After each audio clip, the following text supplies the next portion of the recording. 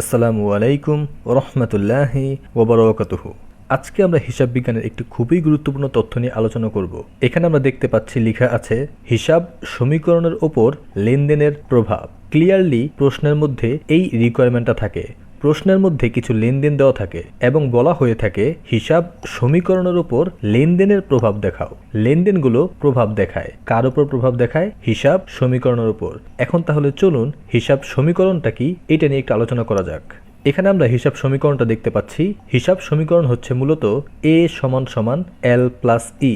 এই যে এ সমান সমান এল প্লাস ই, এইটাই হচ্ছে হিসাব সমীকরণ। সমীকরণ মানে হচ্ছে একটা সমান সমান যার ডান পাশে এবং বাম পাশে দুই পাশেই কিছু তথ্য থাকবে। হিসাব সমীকরণ কোনটা?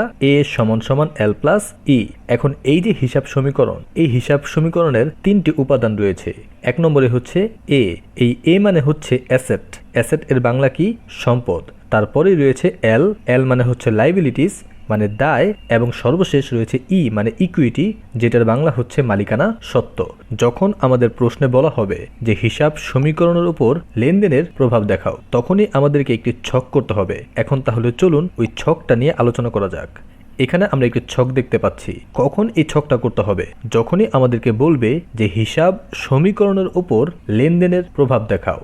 লেনদেনের প্রভাব কার উপর পড়বে? হিসাব সমীকরণের উপর। এখন হিসাব সমীকরণটা কি? এ সমান সমান এল প্লাস ই। এখানে আমাদের ওই এ সমান সমান এল প্লাস ই এই তথ্যটা ব্যবহার করেই, এই সমীকরণটা ব্যবহার করেই একটি ছক তৈরি করতে হবে। ছকের মধ্যে প্রথম যে ঘরটা হবে সেটা হচ্ছে তারিখ। তারপরে মিস্টার এ, এই মিস্টার এর জন্য একটা বড় জায়গা রাখতে হবে। তারপরে একটা সমান সমান, এরপর এল প্লাস ই, এই দুজনের জন্য একটা জায়গা রাখতে হবে। এখন আপনারা বলতে পারেন যে এল প্লাস ই ওরা দুইজন, ওদের জন্য ছোট জায়গা, আর মিস্টার এ সে তো একা, তার জন্য এত বড় জায়গা কেন? আমি বলবো চিন্তার কিছু নাই। এখানে কারোর সাথে নাইনসাফি হয় নাই। যার যতটুকু দরকার তাকে ততটুকুই দেওয়া হয়েছে। মিস্টার এ তার এরিয়াতে অনেক মানুষের বসবাস, এই জন্য মিস্টার এর জন্য বড় জায়গা দিতে হবে। কিন্তু এল প্লাস ই এই এরিয়াতে 3 থেকে 4 জনের বসবাস, এই জন্য 3 থেকে 4টা ছোট ছোট ঘর করা যাবে এমন জায়গা রেখে বাকি সম্পূর্ণ জায়গা আমরা মিস্টার এ কে দিয়ে দিব। এই যে ছকটা এখানে দেখালাম, এই ছকটা কখন তৈরি করতে হবে? যখনই আমাদের প্রশ্নের মধ্যে চাইবে হিসাব সমীকরণের ওপর লেনদেনের প্রভাব দেখাও, তখনই আমাদেরকে এমন একটা ছক করতে হবে। প্রথমে কি করতে হবে? একটি ঘর থাকবে তারিখের, তারপরে বাকি যত জায়গা থাকবে তার বেশিরভাগ জায়গা দিয়ে দিব মিস্টার এ কে, মাঝে থাকবে একটা সমান সমান, এবং বাকি জায়গা মানে 3 থেকে 4টা ছোট ছোট ঘর করা যাবে ওই রকম পরিমাণ জায়গা আমরা কাকে দিব?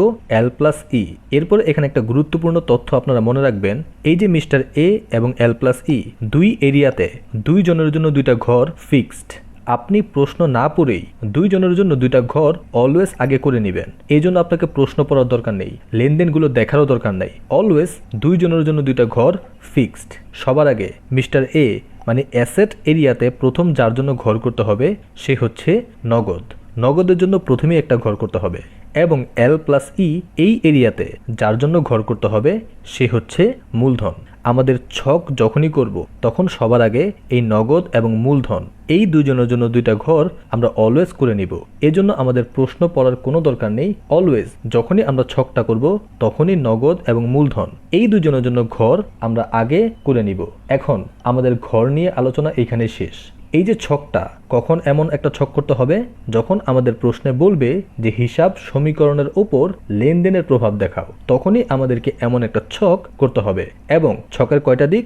দুইটা। একটা হচ্ছে মিস্টার এ মানে সম্পদের জন্য, আরেকটা হচ্ছে এল প্লাস ই মানে দায় ও মালিকানা সত্ত্বের জন্য। এখন দুই দিকেই দুইজনের জন্য দুইটা ঘর ফিক্সড। একটা হচ্ছে নগদের জন্য যেটা সম্পদের দিকে থাকবে, আরেকটা হচ্ছে মূলধনের জন্য যেটা থাকবে দায় ও মালিকানা সত্ত্বের দিকে। এরপরে চলুন এখন কিছু লেনদেন নিয়ে আলোচনা করা যাক এবং ওইগুলোর প্রভাব এই হিসাব সমীকরণের উপর কি পড়ে ওইটা দেখা যাক। চলুন দেখা যাক। এখানে প্রথমেই আমরা বক্সের উপরে দেখেন একটি লেনদেন দেখতে পাচ্ছি। 1 নম্বর দিয়ে আমরা লিখেছি নগদ 1 লক্ষ টাকা নিয়ে ব্যবসা শুরু করা হলো। একজন লোক যে নগদ 1 লক্ষ টাকা নিয়ে ব্যবসা শুরু করেছে। এখন বক্সের নিচে প্রথমেই আমরা এই লেনদেনটার জাবেদা করেছি।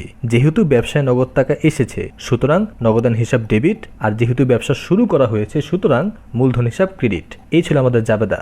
এরপরে দেখেন নগদ টাকা একটি কি? সম্পদ, এবং মূলধন একটি কি মালিকানা সত্ত্ব।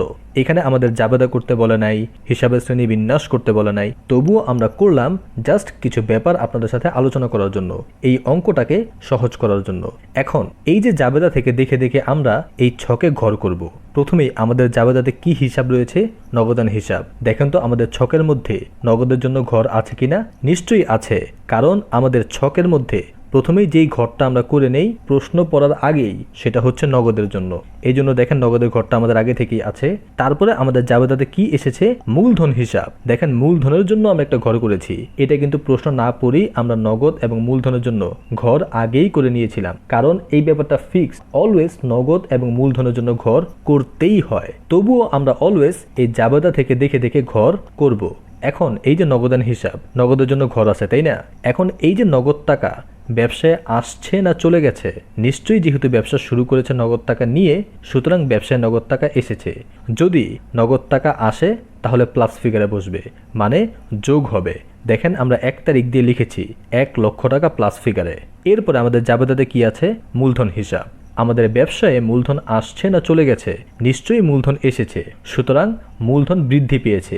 এই জন্য দেখেন আমরা মূলধনের ঘরে 1 লক্ষ টাকা প্লাস ফিগার লিখেছি।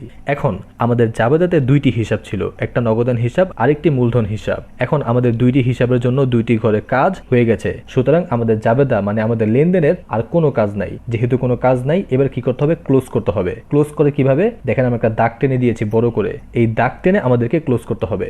যেই তারিখের লেনদেনটা নিয়ে কাজ করছি ওই লেনদেনটার প্রথমে জাবেদা করব মনে মনে। এখানে আমি দেখিয়ে দিয়েছি, কিন্তু আপনারা মনে মনে করবেন। তারপরে ওই জাবেদার যতগুলো হিসাব ততটা ঘরে টাকার কাজ হবে। যদি বাড়ে তাহলে যোগ হবে, আর যদি কমে তাহলে মাইনাস হবে। এখানে আমাদের নগদ টাকা বৃদ্ধি পেয়েছে, এই জন্য আমরা নগদের সাথে যোগ করেছি। আমাদের মূলধন বৃদ্ধি পেয়েছে, এই জন্য আমরা মূলধনের সাথে যোগ করেছি। যেহেতু জাবেদার 2টা হিসাব ছিল এবং 2টা ঘরেই আমরা কাজ করেছি, তারপর আমাদের কি করতে হবে? ক্লোজ করে দিতে হবে। দেখেন আমরা দাগ টেনে ক্লোজ করে দিয়েছি। এরপরে যে কাজটা করতে হবে, যোগ বিয়োগ। প্রত্যেকটা ঘরের টাকাকে যোগ বিয়োগ করতে হবে। এখানে কয়টা ঘর আছে? 2টা। একটা হচ্ছে নগদ আর একটা হচ্ছে মূলধন। এখন নগদের ঘরে একটাই টাকা, 1 লক্ষ টাকা। এটা যোগ বিয়োগ করার কিছুই নেই, সুতরাং যোগফল যদি আমরা নামাই তাহলে 1 লক্ষ টাকাই হয়। এরপরে দেখেন মূলধনের ঘরেও একটাই টাকার ঘর, যোগ বিয়োগ করলে ওই 1 লক্ষ টাকাই হয়। এই যে আমরা প্রথম যে লেনদেনটা ছিল, নগদ 1 লক্ষ টাকা নিয়ে ব্যবসা শুরু করা হলো। এই নগদ 1 লক্ষ টাকা নিয়ে ব্যবসা শুরু করার যে লেনদেনটা, এইটার হিসাব সমীকরণের উপর কি প্রভাব পড়ে এইটাই আমরা এই ছকের মাধ্যমে দেখালাম। এখানে এ মানে অ্যাসেটের পরিমাণটা বৃদ্ধি পেয়েছে এবং মালিকানা সত্ত্বের পরিমাণটাও কি হয়েছে? বৃদ্ধি পেয়েছে। এরপরে চলুন আরও একটি লেনদেন নিয়ে আলোচনা করা যাক। এখানে আমরা আমাদের আরও একটি লেনদেন দেখতে পাচ্ছি 2 নম্বর তারিখ দিয়ে, যে বেতন প্রদান করা হয়েছে। এই যে 5,000 টাকা বেতন প্রদান করা হলো, এটার প্রথমেই দেখেন বক্সের নিচে আমরা জাবেদা করেছি।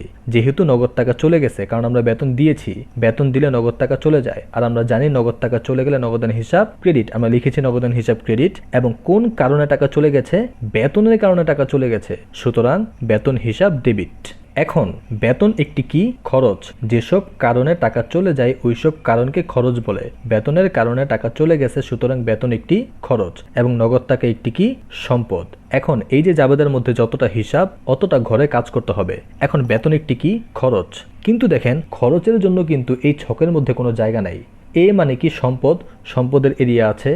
এল মানে কি? লাইবিলিটিস মানে দায়, দায়ের এরিয়া আছে। ই মানে কি? ইকুইটি, মালিকানা সত্ত্ব, এইটারও জায়গা আছে। আপনাদের মনে আছে আমাদের হিসাবের শ্রেণী কয়টা? 5টা। খরচ, সম্পদ, আয়, দায়, মালিকানা সত্ত্ব। সম্পদের জায়গা আছে, দায়ের জায়গা আছে, মালিকানা সত্ত্বের জায়গা আছে, কিন্তু খরচেরও জায়গা নাই, আয়েরও জায়গা নাই। তাহলে কি করে হয়? এই দুজন কোথায় যাবে? কিন্তু আমাদের জাবেদার মধ্যে মানে আমাদের লেনদেনের মধ্যে খরচ তো চলে আসলো, এইটার কাজ কোথায় হবে? মনে আছে আমরা আমাদের আগের ক্লাসে কি করেছিলাম? মালিকানা সত্ত্ব নির্ণয় করেছিলাম। মালিকানা সত্ত্ব কিভাবে নির্ণয় করে? মূলধন যোগ আয় মাইনাস ব্যয় মাইনাস উত্তোলন। এই যে আয় আর ব্যয়, এই দুজন ওই মূলধনের বাড়িতে গিয়ে ভাড়া থাকবে। তাদের জন্য নিজের আলাদা কোনো বাড়ি নাই।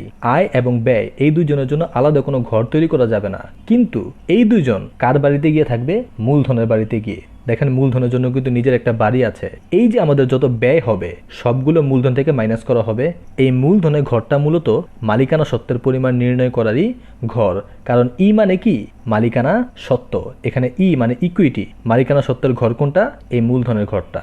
এই জন্য দেখেন এই যে বেতন হিসাব, এটা একটা কি? খরচ। খরচ হলে কি করতে হবে? মূলধন থেকে মাইনাস করতে হবে।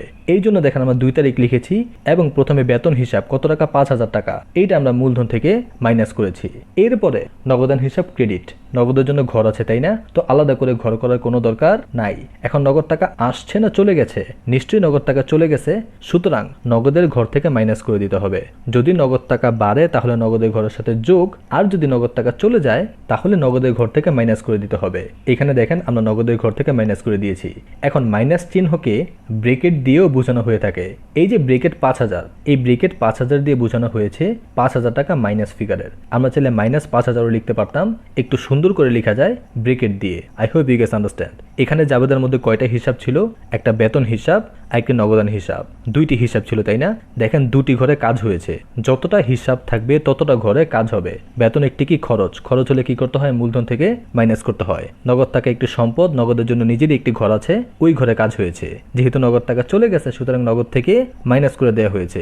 এরপরে আমরা জাবেদার কাজ শেষ তাই না? দুইটা হিসাব ছিল, দুইটা ঘরে কাজ হয়েছে, এরপরে কি করতে হবে? ক্লোজ করতে হবে। দেখেন আমরা দাগ টেনে ক্লোজ করে দিয়েছি। এখন ক্লোজ করার পরে কি করতে হয়? যোগ বিয়োগ করতে হয়। নগদের ঘরে 1 লক্ষ টাকা ছিল, এখান থেকে 5000 টাকা মাইনাস করেছি, এবং মূলধনের ঘরে 1 লক্ষ টাকা ছিল, ওইখান থেকে আমরা 5000 মাইনাস করেছি, এবং আমাদের যে ক্যালকুলেশন বের হয়েছে ওইটা আমরা দেখিয়েছি। এখন চলুন আমরা আরো একটি লেনদেন নিয়ে ওইটার প্রভাব হিসাব সমীকরণের উপর কি পড়ে ওইটা দেখি। চলুন দেখা যাক। এখানে আমরা আমাদের যে 3 নম্বর লেনদেন এটা দেখিয়েছি। আসবাবপত্র ক্রয় করা হয়েছে কত টাকার? 10,000 টাকার। প্রথমেই বক্সের নিচে আমরা এই আসবাবপত্রের জাবেদা করেছি। আসবাবপত্র এসেছে তাই না, সুতরাং আসবাবপত্র হিসাব ডেবিট, এবং নগদ টাকা চলে গেছে সুতরাং নগদান হিসাব ক্রেডিট। এখন আসবাবপত্র একটি কি? সম্পদ। নগদ টাকা একটি কি? সম্পদ। এখন প্রথমেই আসবাবপত্র হিসাবের কাজ। আসবাবপত্র একটি কি? সম্পদ। এখন যেহেতু একটা সম্পদ, সম্পদের জন্য তো নিজের এলাকা আছে তাই না? দেখেন মিস্টার এ মানে সম্পদ, তার বড় একটা এলাকা আছে। এখন তার এলাকাতে নতুন একজন সদস্য আসছে। নতুন সদস্যকে আসবাবপত্র। এই জন্য এই নতুন সদস্যের জন্য মানে নতুন সম্পদের জন্য আরও একটি ঘর তৈরি করা হয়েছে। যখনই নতুন কোনো সম্পদ আসবে ওই সম্পদের নামে অ্যাসেট এরিয়াতে মানে সম্পদের এরিয়াতে একটি ঘর তৈরি করতে হবে। এই জন্য দেখেন আমরা আসবাবপত্র নামের একটি ঘর করেছি। এখন আমাদের আগের পেজে আমরা যেই ব্যালেন্সটা বের হয়েছিল ওই ব্যালেন্সটা আমরা দেখিয়েছি 95,000।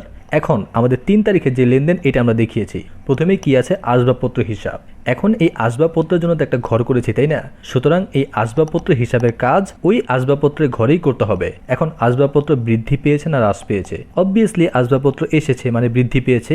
এই জন্য যদি বাড়ে তাহলে আমরা যোগ করে দেখাবো। দেখেন আমরা প্লাস ফিগারে দেখিয়েছি, এবং তারপরে কি হিসাব আছে? নগদান হিসাব। নগদের জন্য তো নিজের ঘর আছে তাই না? এখন নগদ টাকা আসছে না চলে গেছে? চলে গেছে নিশ্চয়ই, সুতরাং নগদ টাকা যেহেতু চলে গেছে সুতরাং আমরা নগদ থেকে কি করব? মাইনাস করে দিব। এখন দেখেন আমাদের জাবেদাতে দুইটা হিসাব ছিল, একটা আসবাবপত্র হিসাব, একটা নগদান হিসাব। দুইটা হিসাব দুইটা ঘরে কাজ হয়েছে। এখন কাজ শেষ, আমরা ক্লোজ করে দিলাম। ক্লোজ করার পর প্রত্যেকটা ঘরে যোগ বিয়োগ করতে হবে। প্রথমে নগদের ঘরে আমরা যোগ বিয়োগ করলাম, তারপরে আসবাবপত্র ঘরে যোগ বিয়োগ করলাম, তারপরে আমরা মূলধনের ঘরেও যোগ বিয়োগ করলাম। যেহেতু মূলধনের ঘরে কোনো কাজ হয় নাই সুতরাং আগের যে 95,000 টাকা ওইটাই আমরা যোগ বিয়োগ করে 95,000 টাকাই হয়। আজকে আমরা জাস্ট এই 3টা লেনদেন নিয়ে আলোচনা করলাম। আমরা আমাদের আগামী ক্লাসে আরও কিছু লেনদেন নিয়ে আলোচনা করব, এবং ওই লেনদেনের প্রভাব হিসাব সমীকরণের ওপর কিভাবে হয় তা আমরা দেখাবো। এখানে সর্বশেষ সংক্ষিপ্ত কিছু আলোচনা করব যে যখনই বলবে হিসাব সমীকরণের ওপর লেনদেনের প্রভাব দেখাও তখনই আমাদেরকে কি করতে হবে? একটি ছক করতে হবে, এবং ছকের মধ্যে দুইটা ঘর ফিক্সড, একটা হচ্ছে নগদ আর একটা হচ্ছে মূলধন। এখন এই ছকের মধ্যে কিভাবে কাজ করব? প্রথমে প্রত্যেকটা লেনদেনে আমরা জাবেদা করব, এবং জাবেদাতে যতটা হিসাব অতটা ঘরেই কাজ হবে। I hope you guys understand. আমরা আমাদের আগামী ক্লাসে আরও বিস্তারিত আলোচনা করার চেষ্টা করব। Till then take care. আসসালামু আলাইকুম ওয়া রাহমাতুল্লাহি ওয়া বারাকাতুহু।